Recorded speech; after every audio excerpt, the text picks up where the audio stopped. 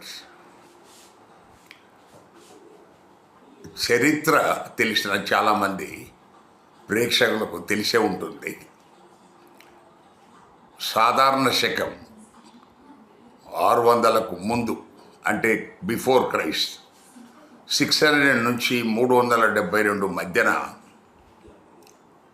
ఈ భారతదేశం అనే ఇప్పుడు మనం ఏవైతే అనుకుంటున్నామో ఇది అప్పుడు 16 మహాజనపదాల సమూహం. భారతదేశం అనేది ఒకటి కాదు. క్రీస్తుకు పూర్వం 600 సంవత్సరాల నాడే ఈ దేశంలో మనకు 16 మహాజనపదాలు, అంటే మహా సామ్రాజ్యాల కింద లెక్క వాటిని. అందులో అంగ, వంగ, కళింగ, కాశ్మీర, కాంబోజా, మనకు ఇలాగా ఇవన్నీ అందులో ఉన్నాయి. సో మెజారిటీ ఈ ఉత్తరప్రదేశ్, బీహార్, ఈ మధ్యప్రదేశ్, ఆ ప్రాంతం, ఉత్తర ప్రాంతంలోనే ఉన్నాయి ఈ మహాజనపదాలు. కానీ ఇప్పుడు చరిత్ర పరిశోధిస్తే దక్షిణాదిన కూడా ఒకటి ఉంది.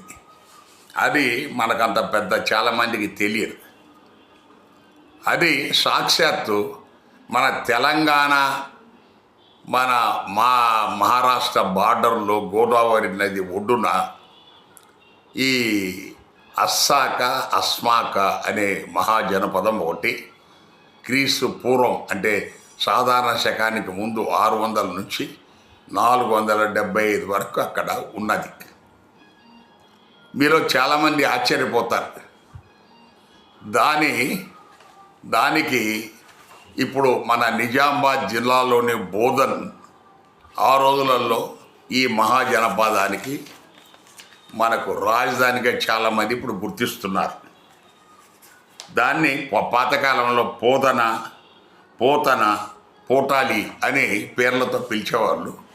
ఇప్పుడు చాలామంది చరిత్రకారులు ఈ నిజామాబాద్ జిల్లాలోని ఈ మన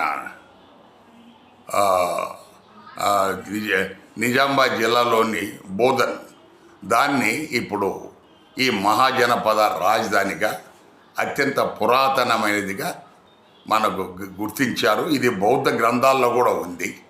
దయచేసి గమనించగలరు. Thank you.